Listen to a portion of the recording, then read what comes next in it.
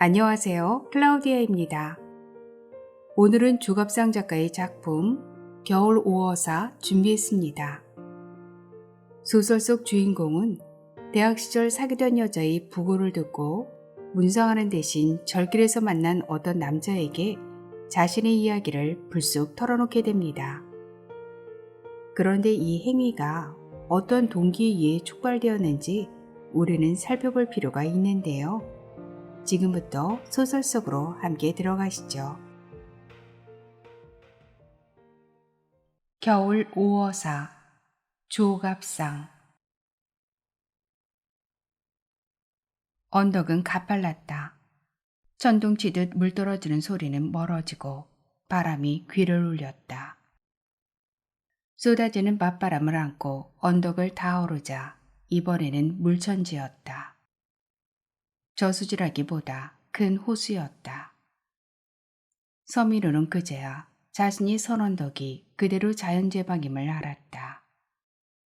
이 엄청난 수량을 제방 한편의 좁은 수로로 흘려보내다 보니 소리가 그렇게 컸던 것이다. 산등성이 구비를 감아들고 있는 저수지는 끝이 보이지 않았다. 가쁜 숨결로 바라보는 물은 햇빛에 반사되어 그의 눈을 찔러댔다.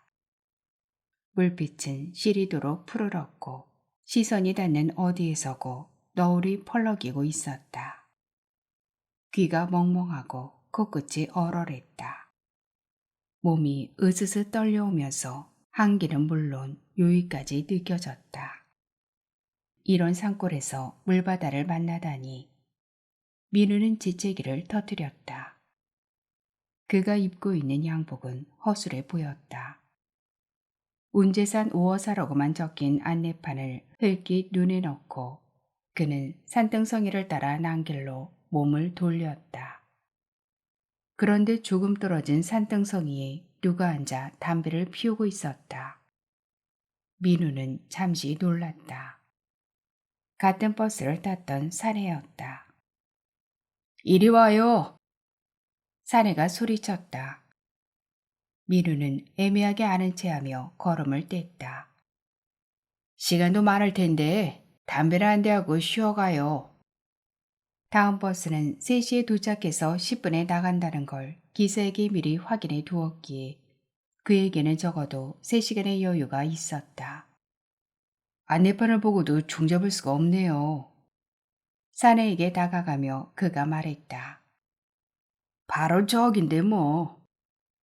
사내가 손으로 길을 가리켰지만 길은 물에 빠졌거나 산모퉁이에 막혀 있었다.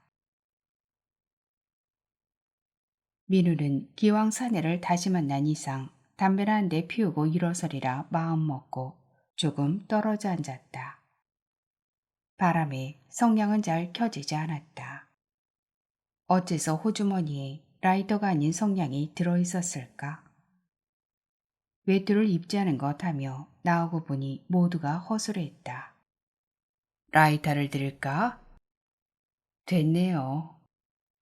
라이터를 빌리지 않고 겨우 불을 붙였지만 마음은 편치 않았다. 읍에서 버스를 타고 종점까지 온 사람은 모두 넷이었다.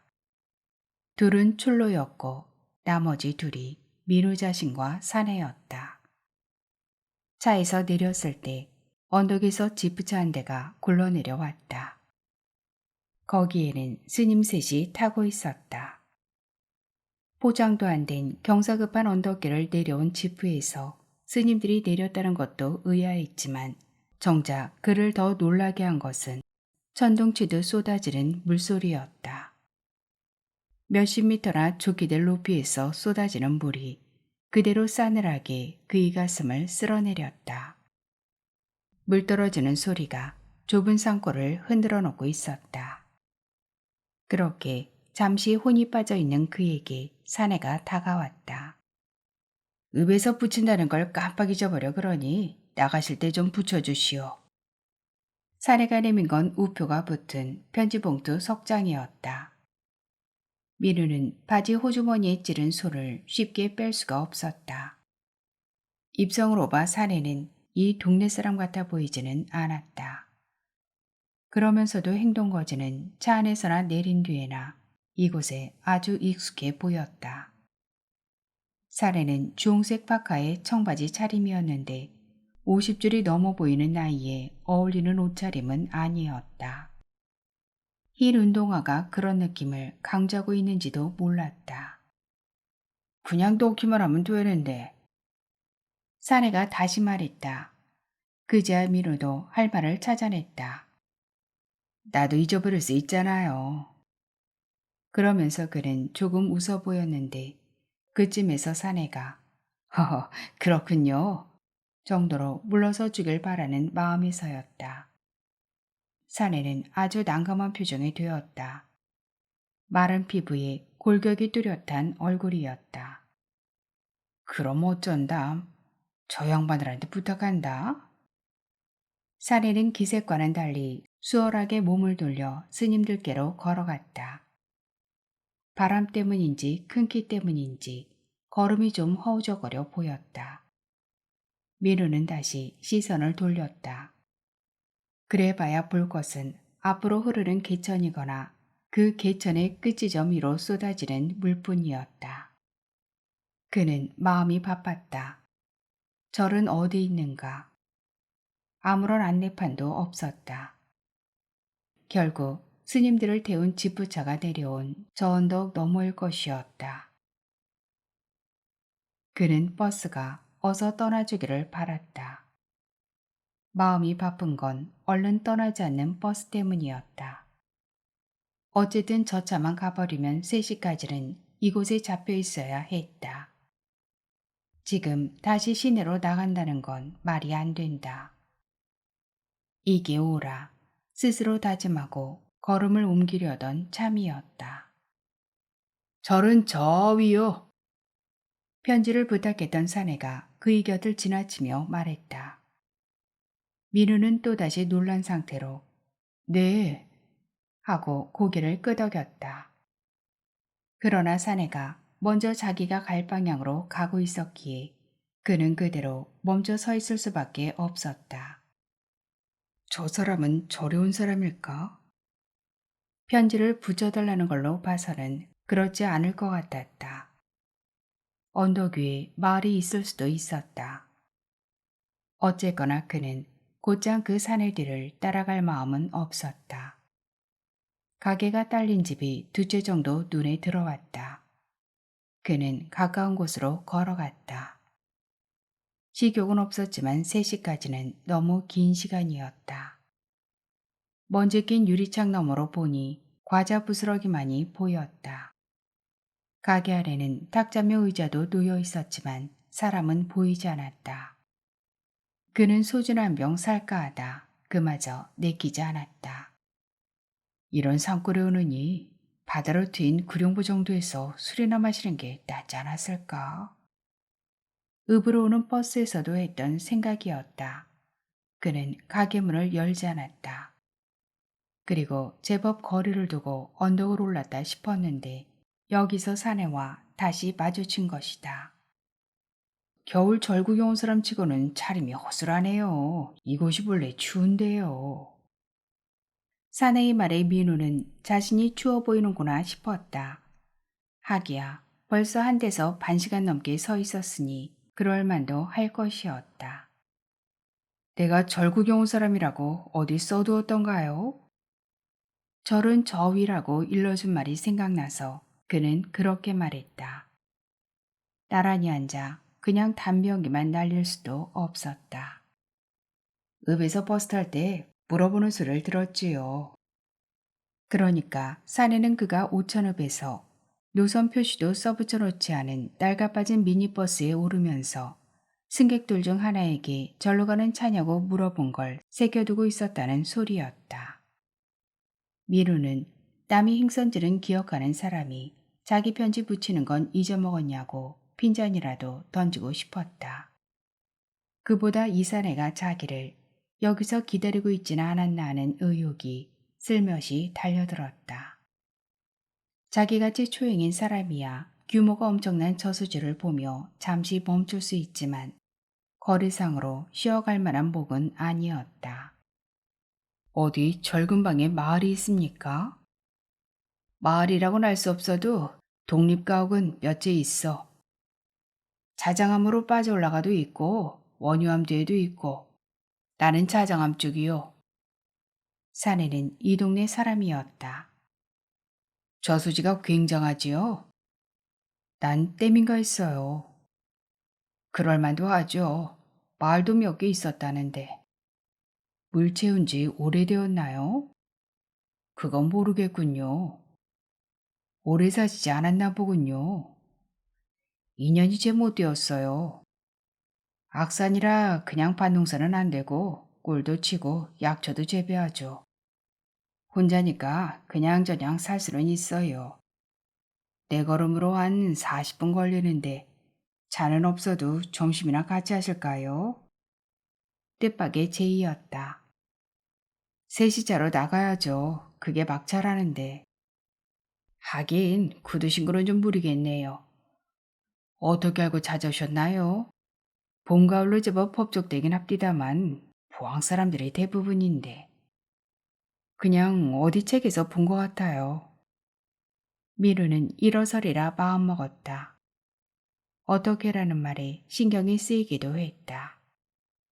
어디서 오셨어? 부산서요. 그래요? 난 거기가 안태 고향인데 보수동이라고. 네? 그럼 가족은 거기에 살겠군요. 아들이 하나 있는데 내가 바람처럼 된 게 몇 년 됐어. 그 말을 듣고 난 민우는 다음 말을 잇기가 거북했다. 남의 고달픈 사연이나 들으려고 여기까지 온 것은 아니었다. 자기가 먼저 일어서면 결국 헤어지는 게 될 것이었다. 슬슬 절구경을 시작해야겠네요. 사내는 그때까지도 따뜻한 담배꽁초를 손에 들고 있었다. 뭐 볼 게 있어야지. 가져가 봅시다. 원유가 쓰던 삿갓이 있다는데 보지는 못했어. 스님들이 원래 풍이 세지. 동행을 자청하는 사내의 연행은 너무나 자연스럽고 천연덕스러워서 상대방의 의사나 기색이 끼어들 여지가 없었다. 여기에 퍼즐로 앉아버린 게 잘못이라면 잘못이었다. 절까지는 어쩔 수 없이 동행하는 수밖에 없다고 민우는 생각했다. 원이 없는 절이 없군요. 그 말을 해놓고 그는 오줌부터 누워야 했으므로 잠시 걸음을 멈추었다. 원유가 그때는 개천이었을 테니까. 바람을 타고 사내의 목소리가 들려왔다. 여기서 물고기랑 가지를 잡아먹으는 바위에다 방문을 했는데 같이 있던 애공이 자네가 눈동은 내가 잡은 물고기일 거라고 했지. 민우는 다음 이야기를 기다렸다. 그러나 사내는 뚜벅걸음만 떼어놓을 뿐이었다. 해독하기 어려운 원문만 있고 주석을 빼모은 책이 한 페이지를 만난 듯 했지만 그게 사내의 말버릇인가 싶기도 했다. 산자락을 깎은 길은 물가와 맞닿아 있었는데 갈수록 폭이 넓어졌다. 아내가 죽었지요. 사내가 이번에는 다른 이야기를 꺼내고 있었다. 그게 뭐 그리 대단하게 이상한 일이겠소. 있을 수도 있는 일이지. 근데 나로선 도저히 이해가 안 됩디다. 난 그때 사업한다고 돌아다녔는데 하루아침에 모두가 부질없고 허망해 보입디다. 같이 살던 사람이 먼저 그것도 제 명대로 다 못 살고 죽었다는 것뿐인데 그게 아닙디다.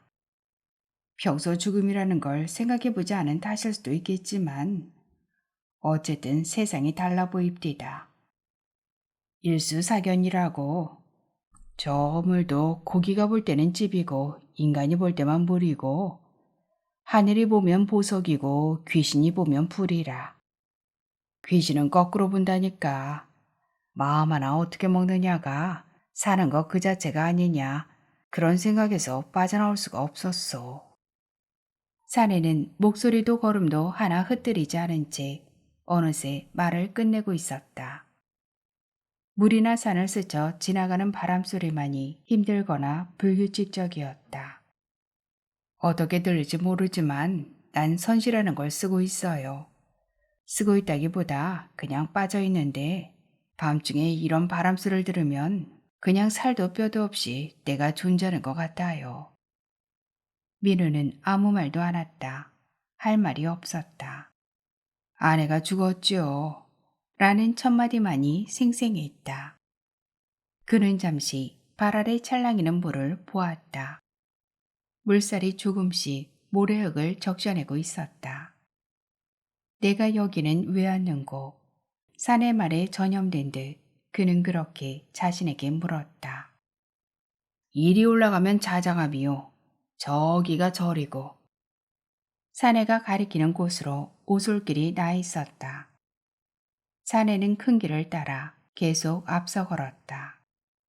이따 절 보고 내려가서 소주 한잔 하시죠. 바쁘시지 않으면. 민우는 자신의 입에서 그런 소리가 나오리라고는 상상도 못했다. 바쁠 거야 뭐 있겠소? 사내의 그런 답을 듣고 나니 사람이 그리웠던 건 자신이었는지도 모른다는 생각이 들었다. 모퉁이를 돌자 바로 일주문이었다. 대웅전이고 뭐고 할 것도 없이 아담하고 자그마한 건물 세 채가 절의 전부였다. 좁은 절마당에는 미니버스가 번듯하게 세워져 있었다. 경내에서 그들은 아무 말도 주고받지 않았다. 사내는 원효의 삿갓 이야기를 한 적도 없는 양 입을 다물고 있었다.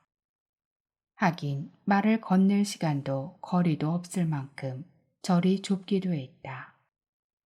그들은 다시 일주문 앞에 섰다. 물 앞이 길이고 길 아래가 물이었다. 물을 보러 왔군요. 그거로서 되지 뭐. 등을 떠밀리듯 두 사람은 절 밖으로 나와 되돌아 걷기 시작했다. 절보다 차가 더 큰데요. 그런 느낌이 들지요. 그래도 시멘트 바른 건물 안 올리는 것만 해도 다행이지요. 이판사판이라는 게 이판승 사판승이란 말 아니요. 중도로 물어보면 모두 이판인데 하는 짓은 사판이야. 그게 분명해지지 않고는 이 나라 불교는 발전 못한다고 법회에서 자주 이야기하지요. 법회라뇨? 시내의 학생불교 연합이지. 용돈은 되니까 술 마실 겸 나가보지요. 그럴 수도 있겠거니 여길 수밖에 없었다. 주봉이 어느 곳인가요? 민우는 걸음을 멈추고 돌아섰다. 산에는 악산이라고 했는데 가파른 봉우리들이 여러 개였다. 절 뒤에 저 봉우리지. 산에는 손으로 가리키지는 않았다. 가까이 붙어선 봉우리들은 높이가 비슷했다. 그는 저수지를 둘러싸고 있는 산등성이로 눈길을 돌렸다. 저수지 중간쯤에 홀로 솟은 봉우리가 있었다. 시간이 그래서인지 상그림자도 없었다. 아들이 군복무를 여기서 했어. 오다 보면 군부대가 많지 않습니까? 면회 왔다가 등산 삼아 두어 번 이곳으로 올랐죠. 아무런 연고가 없군요. 사내는 고개를 두어 번 주걱거렸다. 그럴 수도 있을까. 그보다 군부대라는 말에서 짚히는 게 있었다. 신에서 읍으로, 읍에서 다시 이곳까지 오는 동안 보았던 군부대들이 두서없이 그의 머리를 스쳤고 자신이 왜 지금 가고 있는 공터에서 사내의 편지를 거절했는지 하는 데까지 생각이 이어졌다. 그것은 남의 편지를 붙여주는 데서 올 수 있는 억압적인 상상 때문이었다. 당신 절 밑에서 어떤 남자로부터 편지 부탁받았지? 그런 목소리를 그는 만들어냈다. 그러고 보니 시내 들어오는 검문소에서의 일이 떠올랐다. 그는 괜히 가슴이 두근거리고 얼굴이 달아올랐다. 키가 엄청나게 큰 군인이 다가와 이곳엔 무슨 일로 오느냐고 물어볼 것 같은 터무니없는 조바심에 사로잡히기도 했다. 문상하러 왔다는 말은 죽어도 못할 것 같았다. 여자가 있었습니다. 무엇에 쫓기듯 민호가 입을 열었다. 사내는 잠자코 걷기만 했다. 올 때는 보지 못했던 차바퀴가 깊이 박힌 웅덩이에 물이 고여 있었다. 대학 때 사귀었는데 뒤에 다른 사람과 결혼했어요. 난 그때 선생질하기 싫어. 문과인데도 교직 과목을 이수하지 않았습니다. 여자는 남편과 성격이 맞지 않아 고생하다 별거 중이었답니다. 시내에서 교편을 잡고 있었는데 이틀 전에 죽었어요. 원고향은 울릉도였죠. 앞뒤가 전혀 없는 말이었다. 바람 때문이라고 민우는 생각했다. 산을 흔드는 바람 소리를 들으며 그는 자신이 내뱉은 말이 바람 속에 흙먼지이거나 가랑잎이거나 물결로 쓰러져가는 기분이었다. 사내는 아무 말도 하지 않고 걸음만 떼어놓았다. 그때 사내의 흰 운동화가 그의 눈에 들어왔다. 그러고 보니 사내는 신발을 끌고 있었다. 그의 귀에 타닥타닥 신발 끄는 소리가 크게 들려왔다. 짜증이 치밀었다. 그는 신발 끄는 소리를 참으로 싫어했다. 그랬군요. 문상하고 온 그 기분 알만해요. 그렇지 않고서야 누가 이런 날 여기까지 찾겠소. 사내가 고개까지 끄덕이며 말했다. 민우는 문상이라는 말에 윗주머니에 넣어둔 검정 넥타이에 손이 갔다. 여자의 친구, 대학 후배이기는 해도 얼굴이 잘 기억나지 않는 K로부터 전화를 받고 그는 포항까지는 왔다. 시외버스 터미널에서 택시만 타면 되었다. 모모 병원, 한마디만 하면 되는 것이다. 그러나 그는 터미널을 한참 맴돌다 택시 대신 버스를 탔다. 늘어선 창고마다 행선지가 붙어 있었고 시내 지도는 물론 그 인근까지 그리고 경상북도 전체의 관광 안내판도 있었다. 그는 운행시간표와 요금표도 몇 번이나 훑었다. 영안실을 찾지는 않되 여자가 잠들어 있는 이 도시도 쉬 떠나지 않는 것. 그는 그런 선택을 했다. 그가 탄 버스는 오천읍으로 가는 거였다. 버스는 느리게 시내를 빙빙 돌았다. 종점은 같지만 노선이 다른 직행이 있다는 걸 승객들이 나누는 얘기를 듣고 알았지만 그는 자신의 잘못된 선택을 끝까지 밀고 나갔다. 엉덩이를 바짝 등받이에 밀어대고 눈까지 감아가며 그는 버텼다.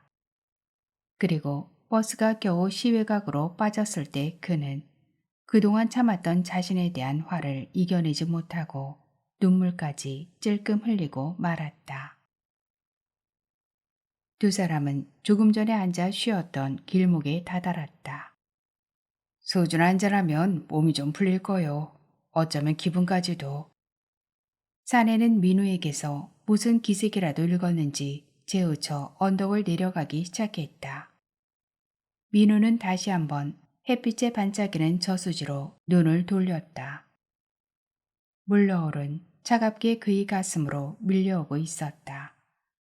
가슴이 싸늘하게 옥죄어 왔다. 부인을 사랑하셨나 봐요. 민우는 사내가 자기 기분을 두고 뭐라 거들고 나서는 게 싫었다. 그 말은 아내가 죽고 나서 그런 생각이 들었느냐 그렇게 들리는군요. 그리고 나서 사내는 입을 다물었다. 내려가는 비탈은 금방이었다. 너무 급한 발걸음이라 말을 끊었다고 민우는 마음대로 생각했다. 사내가 문을 열고 들어선 집은 아까 그가 기웃거렸던 가게였다. 사내는 자기의 우편물을 받아주는 집이라 했다.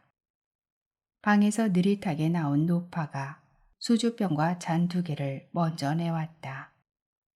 민우는 병을 따고 사내와 자기 잔에 채웠다. 대장을 하자는 건 아니다. 그런 뜻을 전하고 싶은 건지도 몰랐다. 두 사람은 거의 동시에 잔을 들어 상대를 향해 조금 밀어 보이는 신용을 하고는 마셨다.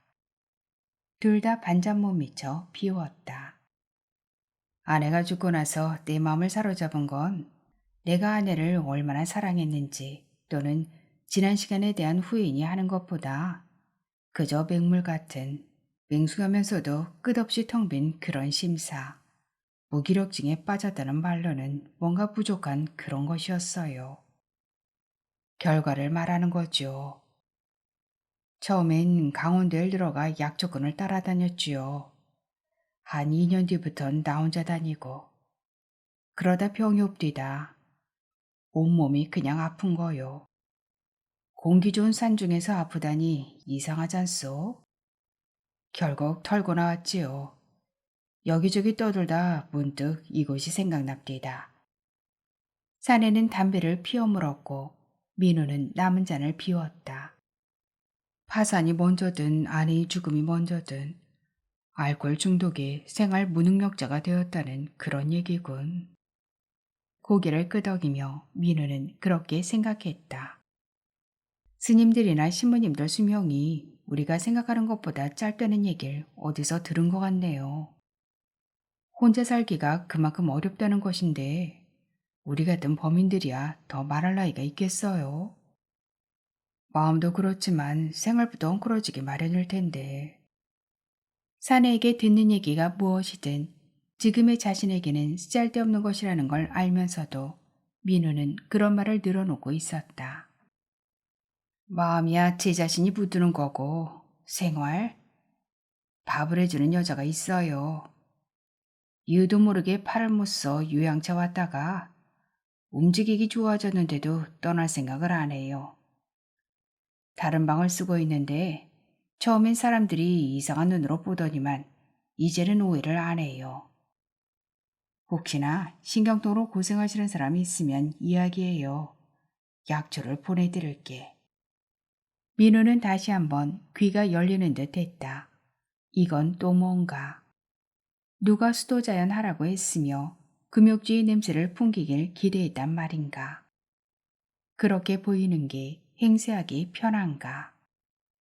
같이 자는 게 인간적 아닌가요? 민우는 사내에게서 허점이라도 찾아낸 양 웃으면서 재빨리 말했다. 그러나 말을 던져놓고 보니 뭔가 캥기는 구석이 있었다. 내 삶에 다른 사람이 끼어드는 게 두렵다는 의미에서는 그럴 수도 있겠지요. 사내는 거기서 말을 끊었다. 유리창이 덜컹댔다. 아무렇게나 벽돌을 쌓아 본체에서 달아냈는지 가게 안에는 찬바람이 맴돌았다. 잠시 동안의 침묵이 그에게는 불안했다. 바람하고 물밖에 없는 이런 골짜기까지 온 거 보니 그쪽도 죽은 사람에 대한 자책이 심했던가 보죠. 인간적이지 못했다는. 민우는 꽁치 통조림 찌개로 가던 숟가락을 놓았다. 이것이었다. 이 소리를 듣기 위해 포항까지 온 것이다. 생판 모르는 사람에게 이런 소리를 듣는 것으로 조상을 대신하려고 이 깊은 산골까지 찾아온 것이다. 갑자기 걷잡을 수 없는 재채기와 기침이 터져나왔다. 그는 뒷주머니에서 손수건을 꺼내며 감기야 쏟아지는 물줄기를 보는 순간 이미 들었다고 생각했다. 여자는 추억이었다. 이제는 그마저도 끝났다. 생각해보니 여자는 추억이다라는 다짐을, 그마저도 이제 끝났다는 다짐을 자신에게 받아내기 위해 그 느려 빠진 버스를 타고 시내 구석구석을 빙빙 돌아 여기까지 왔고 이 이상한 남자와 절 구경까지 하게 된 것 같았다. 대학 다닐 때 술에 절어 지낸 적이 있었습니다. 여자 후배가 곧잘 끼었는데 어느 날 같이 잤어요. 후배는 한사코 마다했는데도 가슴이 없었어요. 얼마 뒤 나는 공개적으로 술자리지만 약혼 선언을 했어요. 후배들이 한밤중인데도 꽃을 꺾어 우리 두 사람 머리에 화관을 씌워주고 반지와 팔찌를 해주었어요. 그 뒤 졸업하고 난 도망쳤어요. 끝말이 그의 머리를 맴돌았다. 잠시 뒤 사내가 술잔을 들며 말했다. 그거 아주 인간적이네. 민우는 사내가 한 말을 두고 이유는 물론 옳고 그름을 따질 필요도 없다는 걸 알면서도 왜요? 라고 묻고 있었다. 더 이상 다르게 할 말이 없잖아. 사내는 노려보는 듯한 민우의 시선을 피해 술병을 들었다. 술이 다 됐네. 사내는 꽁지 통조림을 데워낸 뒤 다시 방으로 들어가 노파를 불렀다. 내가 한 병 사지요. 맛있다 남겨도 좋고. 사내가 파카 호주머니에서 꺼낸 돈은 100원짜리 7개였다. 나머진 달아두고. 소주병을 내놓고선 노파가 애매한 표정을 지었다. 민우는 그냥 듣고만 있었다. 손님까지 모시고 와놓고. 그러니까 내가 한 병 값은 내야지. 희한한 계산법이네. 내 식이지. 그쯤에서 민우는 지갑을 꺼냈다. 제가 사야죠. 노파에게서 잔돈을 받는 동안 사내는 탁자 위에 내놓은 동전들을 다시 호주머니에 주워 넣었다. 그 동작은 아주 굼떴다. 쌓아놓지 않고 흩어놓았기에 손바닥으로 쓸어담지 않고는 한두 개씩 집을 수밖에 없기도 했다. 그 모습을 지켜보고 있는 민우는 짜증이 나서 미칠 지경이었다. 언제 한번 1박할 작정하고 찾아주시오. 사내는 이번에는 수첩을 꺼내놓고 있었다. 초록색 꽃무늬의 조잡스런 수첩이었다. 볼펜은 수첩에 끼워져 있었다. 담아놓은 술이 좀 있어요. 이 집 주소로 편지하면 내가 내려올 테니까. 사내는 주소를 적었다. 주소는 한글로 쓰고 이름만은 한자였다. 이동주, 달필이었다. 어렵지 않으면 읽을 만한 책이나 좀 보내주시고. 그게 아쉬워요. 나도 시집 나오면 보내드릴 테니. 시집이라뇨? 민우는 얼른 자신의 직장이나 집 주소를 적어줄 마음이 서질 않았다. 아, 친구들이 내어준다고 해서 준비 중이요. 부산이랬지요? 난 A고를 나왔지요. 동창들이 좋으니까 아무래도 시루는 분량이 안 될 것 같아 수필도 좀 넣고 해서. 근데 어느 학교를 나왔나요? 난 B입니다. 민우는 사내가 탁자 위에 동전을 주워 담을 때 들었던 짜증이 다시 솟구쳤다. 어떻게든 망가진 친구가 있다. 가까운 동기였지 마지못해 책을 팔아주기도 했다. 팔아줄 것도 없이 출판 비용 자체가 본인에게는 그대로 도움이 될 것이다. 그리고 동기들은 다시는 이 친구가 느닷없이 직장에 나타나는 일이 없도록 일하는 단서를 붙일지도 모른다. 남들이 잘 모르는 불교 용어 몇 마디를 적당히 반죽하여 안면만 텄다 하면 엉터리 약조를 보내놓고는 요즘 내 몸이 갑자기 생각이 거기까지 미치자 도저히 그대로 앉아있을 기분이 아니었다. 화장실이 어디 있더라? 민우는 밖으로 나왔다. 물보라를 일으키며 떨어지는 물소리가 벼락치듯 울려왔다. 언덕에 올라보았던 그 넓은 저수지가 그 물바다가 눈앞에 가득했다. 담배 연기가 바람에 휘말리어 눈에 들어가 따가웠다. 그보다 햇빛이 너무 청명하게 부셔 그런지도 몰랐다. 사내에게 어딘가 엉터리 같은 냄새가 풍긴 것은 진작부터였지만 이렇게 미울 정도까지 된 건 달랑 동전 700원밖에 없는 작자한테 여자의 빈 가슴을 내부였기 때문이라는 걸 그는 인정해야 했다. 그는 나무 문짝이 달린 화장실을 찾아 오줌을 누웠다. 소변은 시원치 않았다. 지퍼를 올리다 보니 바지에 오줌방울이 묻어 있었다. 인기척도 없이 바람뿐인데도 그는 그게 신경 쓰였다. 포항까지 달려와 놓고선 왜 바람과 물뿐인 이곳에 왔단 말인가. 영전 앞에 향을 피우고 술 한잔 올리면 다 끝나는 일을 그게 뭐 그리 겁이 나서 택시를 타지 못했을까. 어쩔 수 없이 또 한 번 여자로부터 도망쳤다는 생각이 머리를 때렸다.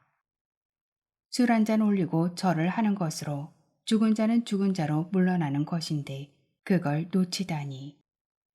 죽은 자는 이 세상에 더 이상 존재하지 않기에 산 자가 맞설 수 없다. 뭘 어떻게 감당하겠다고. 그는 자신에 대한 후회와 미움으로 견딜 수가 없었다. 그는 파랗게 연 얼굴을 하고는 가게 문을 열었다. 사내는 설렁한 탁자에 고개를 숙이고 있었다. 민우는 사내에 대한 맹렬한 적의와 증오심에 사로잡혔다.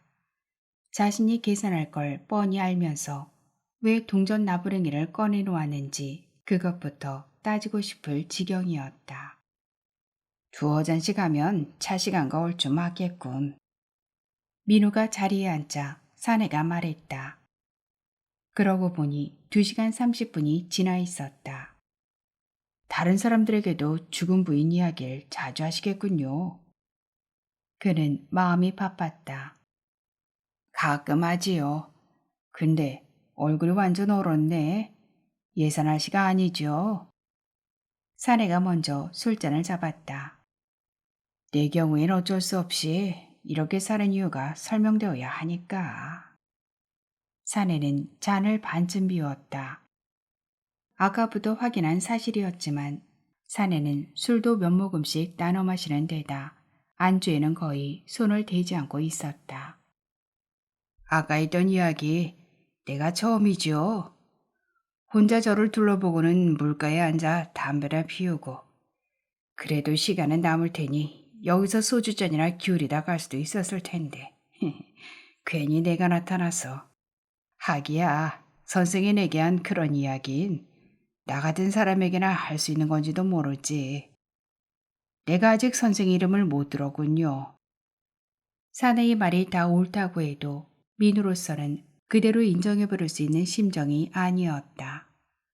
또한 그 순간에 사내에게 퍼볼 증오가 고스란히 자신의 것이 되어버렸다는 걸 인정하지 않을 수도 없었다. 전 서민우입니다. 그는 겨우 그렇게 말했을 뿐이었다.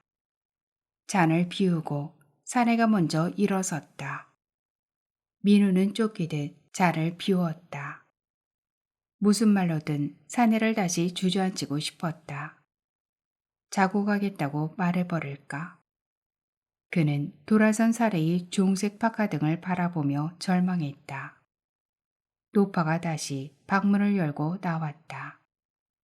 밖으로 나온 그는 곧장 버스로 향했다.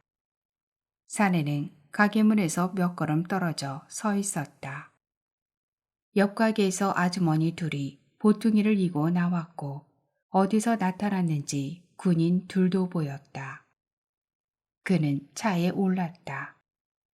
사내는 그대로 서 있었다. 눈이 마주쳤을 때 민우는 먼저 가라는 손짓을 해보였다. 사내는 고개만 두어 번 끄덕였는데 얼굴에 웃음기가 머물러 있었다. 돌풍이 한 차례 일고 차창에 모래가 달그락거렸다. 사내는 잠시 등을 숙였다. 이게 무슨 이별의 장면이라고. 시동은 걸려있고 기사도 앉아있었지만 차는 움직이지 않았다. 그는 조바심이 났다. 사내는 고개를 숙인 채 운동화 앞머리로 땅을 후벼 파고 있었다. 차가 마침내 움직이자 그는 자신도 모르게 안도의 숨을 내쉬었다. 사내가 손을 흔들었다. 그는 마지못해 고개를 두어 번 주워거렸다. 그러나 뒤돌아보지는 않았다. 오천읍에서 그는 완행을 그냥 보내고 한참을 기다렸다. 직행을 탔다. 터미널에서는 곧장 부산 가는 차를 탔다. 어스름이 내리고 있었다. 스팀 때문인지 술이 올랐다.